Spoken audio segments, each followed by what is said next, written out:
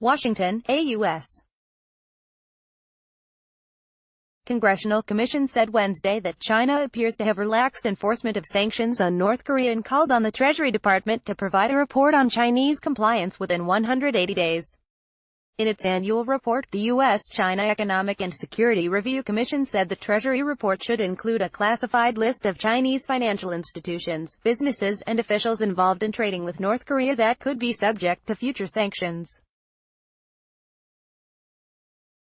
The bipartisan commission said China had appeared to enforce sanctions on North Korea more thoroughly than in the past in 2017 and in early 2018. But this effort appeared to have relaxed since a thaw in relations between China and North Korea as the longtime ally of Beijing began to engage with the United States this year. North Korean leader Kim Jong-un shakes hands with Chinese President Xi Jinping in Beijing, as he paid an unofficial visit to China, in this undated photo released by North Korea's Korean Central News Agency in Pyongyang, March 28, 2018. Key lifelines: China appears to have eased off sanctions enforcement, despite its promises to keep sanctions intact until North Korea gets rid of its nuclear weapons, the report said.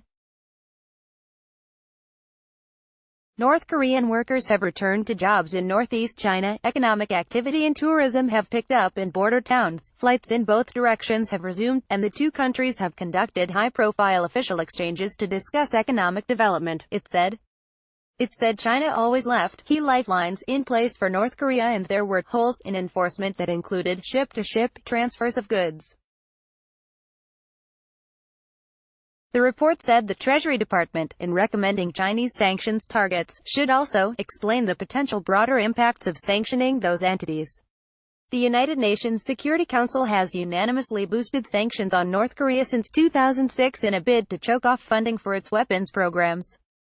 The United States has imposed sanctions in the past on Chinese and other foreign firms for violating those steps. Reward Pyongyang. China and Russia have said the Security Council should reward Pyongyang for positive developments after U.S. President Donald Trump and North Korean leader Kim Jong-un met in June and Kim pledged to work toward denuclearization. China's top diplomat and Politburo member Yang Jiechi said after talks in Washington last week that China would continue to enforce strictly relevant UN Security Council resolutions. Trump has suggested China may be exerting negative pressure on U.S. efforts to press North Korea to denuclearize in response to U.S. trade measures on Beijing. Treasury did not immediately respond to a request for comment on the Commission report, but the State Department said it expected all UN states to implement sanctions resolutions until North Korea gave up its nuclear weapons.